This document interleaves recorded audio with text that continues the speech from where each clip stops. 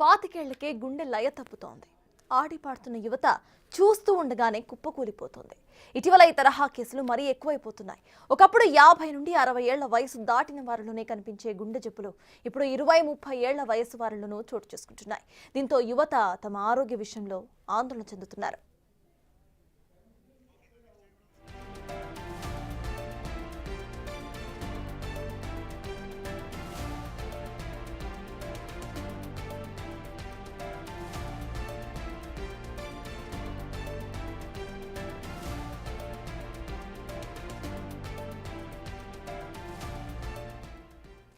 Recent times లో పెరుగుతున్న heart attack cases కు సంబంధించి మనతో మాట్లాడడానికి we have with us doctor Mukherjee, cardiologist from Pulse hospital. నమస్తే అండి. నమస్తే. సో రీసెంట్ టైమ్స్ లో మనం చూస్తున్నాం ఎక్కువ హార్ట్ అటాక్ కేసెస్ కనిపిస్తున్నాయి. అది కూడా యంగ్స్టర్స్ లో ఎక్కువ హార్ట్ అటాక్ కేసెస్ కూడా కనిపిస్తున్నాయి. అసలు ఎలా చూడాలంటారు? దీని మీద మీరేమంటారు? అంటే ఖచ్చితంగా మనం ఎక్కువ కేసెస్ అయితే చూస్తున్నాం. అంటే మన దాకా వచ్చే మరణాలు సంఖ్య బాగా పెరిగింది. ఇంతకు ముందు కూడా ఉండేవి ఇవి, కాకపోతే ఈ రకంగా సోషల్ మీడియాలో షేర్ అవ్వటం కానీ ఇంత ఇదిగా ఉండేది కాదు. ఇప్పుడు ప్రతిదీ ఎక్కువ షేర్ అయిపోవడంతో కొంచెం ఎక్కువ కనిపించడంతో పాటు కోవిడ్ తర్వాత ఖచ్చితంగా కొంత గుండె జబ్బులు పెరిగిన మాట వాస్తవమే. సో దానివలన కొంచెం బాగా ఎక్కువగానే మనకి మరణాల సంఖ్య కనబడుతూ ఉంది. చాలా బాధాకరమైన విషయం ఇది. దీని నుంచి తప్పించుకోవడానికి మనం చేయాల్సిన చర్యలన్నీ చేపట్టాల్సిన అవసరం ఉంది. డాక్టర్ ముఖర్జీ గారు, యాజ్ యూ సెడ్ కోవిడ్ తర్వాత కేసెస్ ఎక్కువ అవడంతో పాటు సోషల్ మీడియాలో అండ్ చాలా మంది వ్యాక్సినేషన్సే దీనికి కారణం అంటూ కూడా రూమర్స్ ఉన్నాయి. సో ఇది రూమర్ లానే చూడాలా, లేకపోతే సైంటిఫిక్ గా వ్యాక్సినేషన్ కి అండ్ హార్ట్ అటాక్స్ కి ఏమైనా లింక్ ఉందనుకోవాలా? ఇప్పుడు దాకా నేను చూసిన ఎవిడెన్స్లో, నేను గట్టిగా చదువుతానండి, బాగా ఎక్కువ చదువుతాను, మొత్తం అంతా లిటరేచర్ చూస్తాను. బట్ ఇప్పుడు దాకా నేను చూసిన మొత్తం లిటరేచర్లో అంటే అప్ టు డేట్, అంటే ఇవాళ వరకు కూడా ఒక్క మేజర్ ఎవిడెన్స్ కూడా ఇది వ్యాక్సిన్స్ వల్ల వస్తున్నాయి అని చెప్పడానికి ఎటువంటి ఎవిడెన్స్ కనపడలేదు. సో ఇంకొక చిన్న విషయం మనం చూస్తే, కామన్ సెన్స్ ప్రకారం కూడా చూస్తే మనకి ఇండియాలో వేసిన వ్యాక్సిన్స్ 2, కోవాక్సిన్, కోవిషీల్డ్. కోవిషీల్డ్తో కొంచెం రక్తం గడ్డలు కట్టే అవకాశం ఎక్కువ ఉందని తెలిసింది. అందుకని అనుమానం అందరికీ కోవిషీల్డ్ పైనే ఉంది. అయితే కోవిషీల్డ్ విషయంలో మనకి 3 విషయాలు మనం గుర్తుపెట్టుకోవాలి. ఒకటి, కోవిషీల్డ్ 2 డోసులు వ్యాక్సిన్గా వేసినప్పుడు కూడా ఫస్ట్ డోస్ తర్వాత రక్తం గడ్డలు కట్టడం ఎక్కువైంది, కానీ సెకండ్ డోస్ తర్వాత ఎక్కువ కాలేదు. అంటే అది టైం ప్రకారం ఒక డోసు వ్యాక్సిన్ వేసిన తర్వాత మొదటి నెలలో ఎక్కువ వస్తున్నాయి అనేది అర్థం. రెండోది, కోవిషీల్డ్ వేసిన తర్వాత కలిగే రక్తం గడ్డలు బ్రెయిన్లో ప్రధానంగా ఉంటాయి, హార్ట్లో ఉండవు. మూడోది, కోవిషీల్డ్ తర్వాత వచ్చే రక్తం గడ్డలు ప్రధానంగా లేడీస్లో ఉంటాయి. ఇవి ఎవరైనా చెక్ చేసుకోవచ్చు, మీరైనా చెక్ చేసుకోవచ్చు. ఈ 3 వాస్తవాలు. సో ఇప్పుడు మనం చూస్తున్న దాని ప్రకారం చూస్తే ఎక్కువగా గుండెపోట్లు వస్తున్నాయి మనకి బ్రెయిన్కి సంబంధించిన వాటికన్నా. రెండోది, మనకి రక్తం గడ్డలు కట్టడం అనేది ఇప్పుడు ఆల్మోస్ట్ 3-4 సంవత్సరాల తర్వాత వెరీ వెరీ అన్లైక్లీ కోవిషీల్డ్ వలన. మూడోది ఏంటంటే, ఒకవేళ కోవిషీల్డ్ వరకు అయితే మనకి లేడీస్ ఎక్కువగా మనం మరణాలకు చెందాలి, బట్ ఇక్కడ జెంట్స్ ఎక్కువగా చనిపోవడం అనేది మనం చూస్తున్నాం. ఇది కామన్ సెన్స్. ఇక సైన్స్ ఏ రకంగా చెప్తుంది అనేది చూస్తే, ICMR స్టడీ, ఎయిమ్స్ స్టడీ, ఈ 2 స్టడీస్లో కూడా మనకి క్లియర్గా తెలుస్తుంది ఏంటంటే, వ్యాక్సిన్ వల్ల ఉంటే ప్రొటెక్షన్ ఉండొచ్చు, లేకపోతే ఉండకపోవచ్చేమో, కానీ ఈ రకమైన క్లాట్స్, సడన్ డెత్స్ రావటం అనేది వెరీ వెరీ అన్లైక్లీ అని. ఎందుకంటే ICMR స్టడీలో 750 మందిని సుమారుగా సడన్గా చనిపోయిన వాళ్ళని తీసుకుంటే, అలా చనిపోకుండా నార్మల్గా ఉన్న వాళ్ళని, చనిపోయిన వాళ్ళని తీసుకున్నప్పుడు ఈ చనిపోయిన వాళ్ళల్లో వ్యాక్సిన్స్ వేసుకున్న శాతం తక్కువ ఉంది. అంటే వ్యాక్సిన్స్ వేసుకుంటేనే మనకి ఈ ప్రొటెక్షన్ కూడా ఉంది అనేది వాళ్ళు చెప్పడం జరిగింది. సో ఇది మాత్రమే కాకుండా CDC, అంటే అమెరికన్ CDC వాళ్ళు కూడా చేసిన దాని ప్రకారం చెప్పింది ఏంటంటే, ఈ సడన్గా వచ్చే డెత్స్ వ్యాక్సిన్ వల్ల రావట్లేదు అని. ఇక ఇది 2 కామన్ సెన్స్ పాయింట్ చెప్పాను, సైన్స్ పాయింట్ చెప్పాను. ఇంకొక ప్రాక్టికల్ పాయింట్ కూడా చెప్తాను. ఇప్పుడు వ్యాక్సిన్ వల్ల అనుకొని మనం చేతులు ముడుచుకొని కూర్చుంటే ఇప్పుడు మనం చేయాల్సిన పనులు చేయలేకుండా అయిపోతాము. మనం ఈ గుండె జబ్బులు తగ్గించుకోవడానికి 90% తగ్గడానికి మన దగ్గర క్లియర్గా సొల్యూషన్ ఉంది. ఉన్నప్పుడు మనకి ఎందుకు దాని వ్యాక్సిన్ గురించి అని మనం బాధపడటం అనేది. 4వది, వ్యాక్సిన్ కంపెనీలని ఇప్పుడే దీన్ని కంప్లీట్గా ఏం లేదని వదిలేయడానికి వీల్లేదు. ఖచ్చితంగా దీని మీద ఫర్దర్ పరిశోధనలు జరగాలి. క్లియర్గా దానిపైన ఇంకా పెద్ద పరిశోధన జరగాలి. నేనేం చెప్పానంటే, సడన్ డెత్స్ ఉన్న వాళ్ళని తీసుకొని వాళ్ళల్లో ఎవరికి వ్యాక్సిన్స్ ఎక్కువ వేశారు ఎవరికి వేయలేదని చూశారు కదా.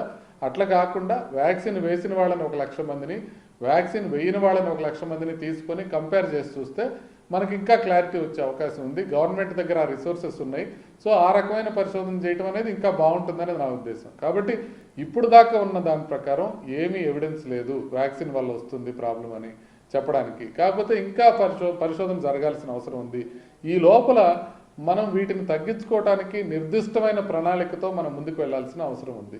అయితే డాక్టర్, ఒక పర్టికులర్ ఏజ్ వచ్చాక జనరలీ హెల్త్ కాన్షియస్ అవుతూ ఉంటారు, రెగ్యులర్ చెకప్స్ కూడా చేయించుకుంటూ ఉంటారు. అయితే యంగ్స్టర్స్, ఈ 20s and 30s ఉన్న యంగ్స్టర్స్ అంతగా రెగ్యులర్ చెకప్స్కి వెళ్ళరు. And they are very confident తమ హెల్త్ బాగుంటుంది అని. సడన్గా వాళ్ళు పడిపోవటం, దాన్ని ఎలా చూడాలి? అంటే ఏ ఏజ్ గ్రూప్ వాళ్ళైనా రెగ్యులర్ హెల్త్ చెకప్స్ చేయించుకోవాల్సిందే అంటారా?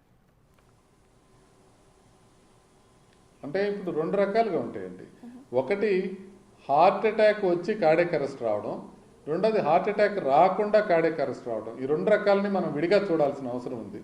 హార్ట్ అటాక్ వచ్చి కార్డియాక్ అరెస్ట్ రావడం ప్రధానంగా ఈ 35 ఏళ్ల తర్వాత వచ్చే వాళ్ళలో ఉంటుంది. హార్ట్ అటాక్ కూడా రాకుండా కార్డియాక్ అరెస్ట్ వచ్చేది ఈ 35 years లోపల ఉంటుంది. అంటే హార్ట్ అటాక్ లేకుండా మరి కార్డియాక్ అరెస్ట్ ఎలా వస్తుంది అని అంటే కొన్ని జెనెటిక్ అబ్నార్మాలిటీస్ ఉంటాయి. HOCM అని, ARVD అని, long QT syndrome, short QT syndrome, Brugada syndrome, CPVT, ఇవి 6 కామన్ కండిషన్స్ అనమాట. వీటి వల్ల కొంత సడన్గా కార్డియాక్ అరెస్ట్లో వచ్చే అవకాశం ఉంటుంది. సో ఇలా ప్రాబ్లమ్స్ ఉన్నాయి అనేది మనం తెలుసుకోవడానికి చిన్న పరీక్షలు ఉంటాయి. అది మన పీడియాట్రిషియన్స్ చూసినా చేసేస్తారు అన్నమాట. చిన్న వయసులోనే వాళ్ళకి ECG అవసరమైతే ఎక్కువ చేయటం, లేకపోతే మనం స్టెత్ పెట్టినప్పుడు వినడం, కొంత ప్రాబ్లమ్స్ బయటపడటం, ఇలాంటివి బయటపడే అవకాశం ఉంటుంది. ఇక హార్ట్ అటాక్ వచ్చి మనకి కార్డియాక్ అరెస్ట్లో వచ్చేది జరిగే అవకాశం ఉంటుంది 35 ఏళ్ల కన్నా కూడా ముందు, కానీ 35 ఏళ్ల తర్వాత ఇది చాలా ఎక్కువ అనమాట. సో ఈ లోపల అవి తగ్గించుకోవాలంటే మన లైఫ్ స్టైల్ని పూర్తిగా మార్చుకోవాల్సిన అవసరం ఉంది. అందరికీ తెలుసు లైఫ్ స్టైల్ ఏది మంచిది అని, పాటించే వాళ్ళు చాలా తక్కువ మంది ఉంటున్నారు. మీకు ఒక వాస్తవం చెప్తాను. ఇప్పుడు లాస్ట్ 2019 నుంచి 2024 వరకు తీసుకున్నట్లయితే మన ఒబేసిటీ శాతం విపరీతంగా పెరిగింది. బీపీ ఉండే వాళ్ళ సంఖ్య అమాంతం పెరిగింది. షుగర్ ఉండే వాళ్ళ సంఖ్య చాలా పెరిగింది. ఇదంతా హైదరాబాద్లో జరిగింది. National institute of nutrition, ICMR చేసిన స్టడీస్లో. అంటే ఓవరాల్గా మన హెల్త్ స్టేటస్ డిటరేట్ అవుతుంది. అది చాలా ఫాస్ట్గా డిటరేట్ అవుతుంది. ఎందుకనంటే మనకి ఇప్పుడు జంక్ ఫుడ్ చాలా ఇదిగా అందుబాటులో ఉంది. మనకి అఫోర్డబిలిటీ ప్రజలకి పెరిగింది. కొంచెం ఎక్కువ ఫుడ్ కొనుక్కొని తినగలుగుతున్నాం, అది కూడా జంక్ ఫుడ్కి తినగలుగుతున్నాం. సో వ్యాయామం గురించిన సరైన అవగాహన లేదు ప్రజలకి. మానసిక ఒత్తిడి ఏ రకంగా మన ఎఫెక్ట్ చేస్తుంది అని తెలియట్లా. దాంతోపాటు వ్యసనాలు అనేవి ఎక్కువ అవుతున్నాయి. ఇప్పటికీ కూడా సిగరెట్ కన్సంప్షన్ పెరుగుతూ ఉంది, ఆల్కహాల్ కన్సంప్షన్ పెరుగుతూ ఉంది. కాబట్టి ఇవన్నీ జరగటం వలన మనకి ఖచ్చితంగా మరణాల సంఖ్య పెరుగుతాయని 2021-22లో నేను చెప్పాను. ఇది డెఫినెట్గా రాబోతున్నాయి, ఇవి మనం ముందు నుంచే ఇప్పటి నుంచే జాగ్రత్త పడాలి అని. ఇప్పుడు కూడా ప్రజలు జాగ్రత్త పడుతున్న దాఖలాలు మనకి పూర్తిగా కనపట్ల. మనం డెఫినెట్గా దీనిపైన దృష్టి సారించాలి. హెల్తీ లైఫ్ స్టైల్ ఏంటి అనేది ప్రజల్లోకి తీసుకెళ్ళగలగటం మనం బాగా చేయగలిగాం. కానీ మనం చేయలేకపోతుంది ఏంటంటే హెల్తీ లైఫ్ స్టైల్ని వాళ్ళు పాటించేటట్టు మనం చూడలేకపోతున్నాం. ఈ రెండింటి మధ్య చాలా గ్యాప్ ఉంది. వాళ్ళకి ఇన్ఫర్మేషన్ తెలుసు, ఇవాళ ప్రతి ఒక్కరికి తెలుసు ఏది మంచి ఆహారం ఏది కాదు అని. కానీ ఇప్పటికీ మీరు స్విగ్గీ జొమాటోలో తీసుకుంటుంటే హైదరాబాద్లో నెంబర్ 1 ఆర్డర్స్ ఐస్ క్రీమ్స్కిను బిర్యానీకే ఉంటుంది. అంటే మనకు తెలిసిన విషయాలను మనం పాటించడం అనే దాంట్లో చాలా గ్యాప్ ఉంది. ఆ గ్యాప్ని మనం పూడ్చాల్సిన అవసరం ఉంది. ఎగ్జాక్ట్లీ. సో మేజర్గా లైఫ్ స్టైల్ ఇష్యూస్ దీనికి ఒక కారణంగా చెప్తున్నారు. పార్ట్ ఆఫ్ ఇట్ మనం బ్రాడ్గా ఒకసారి కేటగిరైజ్ చేసుకుంటే నార్మల్గా నడుచుకుంటూ వెళ్తున్న వాళ్ళు, లేకపోతే స్పీచెస్ ఇస్తూనో క్యాజువల్గా అక్కడ నుంచొని మాట్లాడుతున్న వాళ్ళు చనిపోతూ ఉంటే, అట్ ద సేమ్ టైం ఎక్కువ ఫిజికల్ యాక్టివిటీలో ఉంటున్న వాళ్ళు కూడా చనిపోతున్నారు. జిమ్ చేస్తూనో, లేకపోతే ఏమైనా గేమ్స్ స్పోర్ట్స్ ఆడుతూనో, ఆర్ఎల్స్ డాన్స్ చేస్తూనో. సో సడన్గా అంటే ఎక్కువ ఒకేసారి హార్ట్ బీట్ పెరిగిపోవడం వల్ల కూడా ఇలాంటి కార్డియాక్ అరెస్ట్ వచ్చే అవకాశం ఉందనుకోవాలా సార్?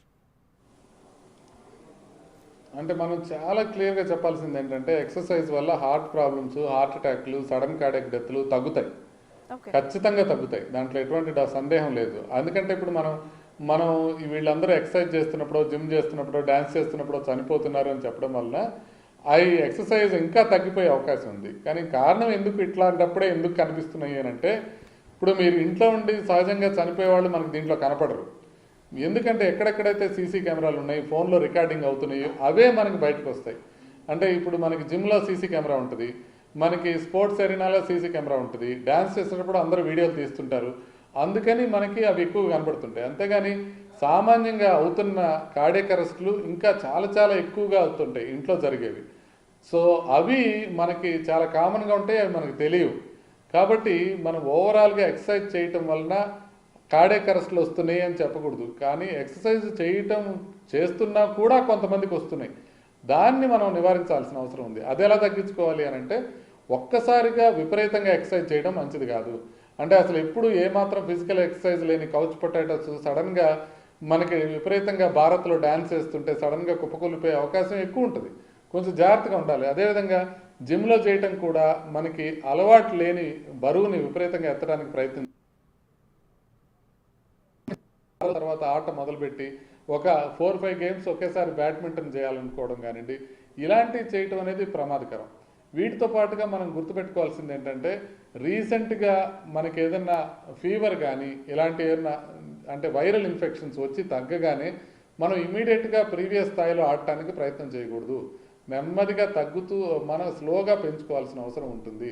అదేవిధంగా మరీ బాగా డిహైడ్రేట్ అయిపోయినప్పుడు, అంటే ఫర్ ఎగ్జాంపుల్ ఇప్పుడు బ్యాడ్మింటన్ కోర్ట్ ఉంది, ఏసీ పనిచేయట్లేదు, మొత్తం క్లోజ్డ్గా ఉంటుంది, అలాంటప్పుడు విపరీతంగా చెమటలు కక్కుతుంటే కనుక ఎలక్ట్రోలైట్ అబ్నార్మాలిటీస్ వచ్చే అవకాశం ఉంటుంది. ఆ ఎలక్ట్రోలైట్ అబ్నార్మాలిటీస్తో విపరీతంగా శ్రమ పడితే సడన్గా ప్రాబ్లమ్స్ వచ్చే అవకాశం ఉంటుంది. వాటిని డీహైడ్రేషన్ లేకుండా ఎలక్ట్రోలైట్స్ మనకి రిప్లెనిష్ చేసుకుంటూ మనం ఆడాల్సిన అవసరం ఉంటుంది. అందుకనే మనం జాగ్రత్తలు తీసుకుంటూ మనం ఆడుకోవాలి, డ్యాన్స్ చేసుకోవాలి, ఎక్సర్సైజ్ చేసుకోవాలి, ఫిజికల్ ఎక్సర్సైజ్ ఖచ్చితంగా చేయాలి. ఫిజికల్ ఎక్సర్సైజ్ వల్ల ఖచ్చితంగా డిసీజ్ తగ్గుతుంది. అయితే దాన్ని ప్రాపర్గా చేయాలి అని మాత్రమే మనం ప్రజలకు చెప్పాల్సిన అవసరం ఉంది.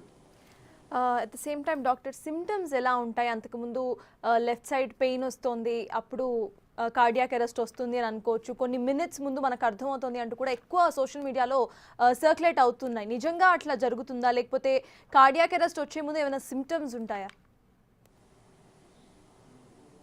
అంటే మనం అందరం గుండె ఎడం వైపు ఉంటుందని తెలుసు కాబట్టి మనం అనుకుంటాము ఎడం వైపు నొప్పి వస్తుందేమో అనుకుంటాం. కానీ ఎడం వైపు కన్నా ఎక్కువగా గుండెకి సంబంధించిన నొప్పి వచ్చేది ఛాతీకి మధ్య భాగంలో వస్తుంది.